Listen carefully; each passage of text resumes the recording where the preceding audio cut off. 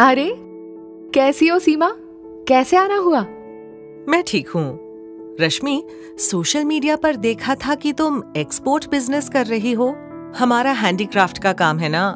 मैं भी हमारे हैंडीक्राफ्ट के आइटम विदेशों में बेचना चाहती हूँ।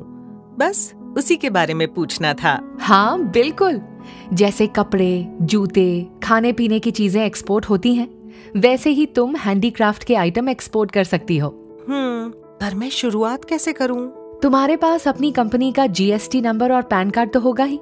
अगर पहले से नहीं है तो वो लेना होगा। साथ ही बैंक में करंट अकाउंट यानी चालू खाता भी खुलवाना होगा।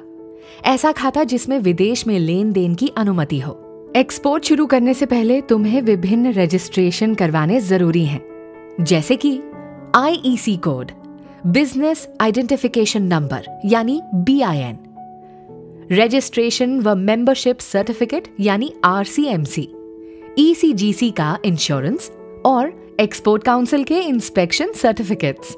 क्या तुम मुझे इन सब के बारे में विस्तार से बता सकती हो? हाँ बिल्कुल। सबसे पहले बात करते हैं IEC की। IEC का मतलब है इंपोर्ट एक्सपोर्ट कोड। इसके बिना कोई भी इंपोर्ट एक्सपोर्ट का काम नहीं कर सकता। IEC के लिए DGFT यानी directorate general of foreign trade की वेबसाइट पर अप्लाई करना होता है। इसी तरह बिजनेस आइडेंटिफिकेशन नंबर यानी BIN भी DGFT की वेबसाइट से ही लेना होता है। इसके बाद बात आती है RCMC की। हैंडीक्राफ्ट्स के एक्सपोर्ट के लिए तुम्हें export promotion council for handicrafts यानी EPCH से ये सर्टिफिकेट लेना होगा। इसी तरह अगर किसी को कपड़ों का एक्सपोर्ट करना हो तो अपैरल एक्सपोर्ट प्रमोशन काउंसिल से, ज्वेलरी के लिए James and jewellery export promotion council से सर्टिफिकेट लेना होता है। इन संस्थाओं की जानकारी भारत सरकार के उद्योग विभाग की वेबसाइट पर पहले ही मौजूद है। माल भेजने के बाद पेमेंट का कोई नुकसान ना हो, इसके लिए तुम export credit and guarantee corporation of India यानी ECGC से इंश्योरेंस करवा सकती हो। ECGC.in वेबसाइट पर अनेक बीमा पॉलिसी दी गई हैं। तुम अपने बिजनेस और जरूरत के अनुसार पॉलिसी चुन सकती हो। तुम्हें एक्सपोर्ट काउंसिल ऑफ इंडिया की वेबसाइट eicindia.gov.in पर इंस्पेक्शन सर्टिफिकेट्स के लिए भी अप्लाई करना होगा।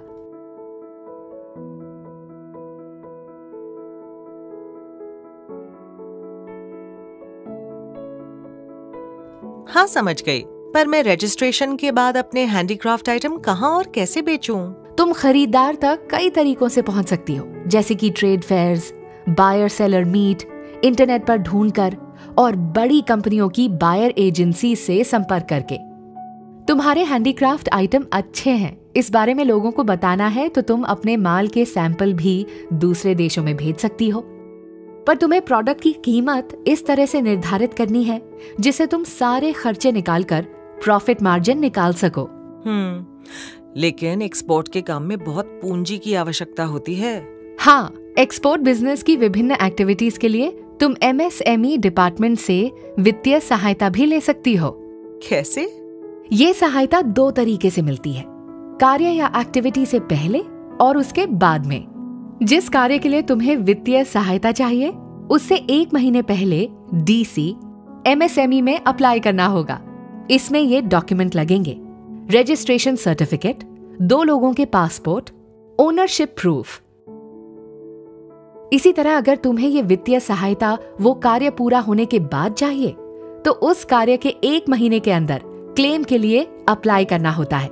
इसमें ये डॉक्यूमेंट लगेंगे: सभी बिल्स की डुप्लीकेट कॉपी, पासपोर्ट की photo copy, original flight ticket, order पूरा होने की फीडबैक रिपोर्ट।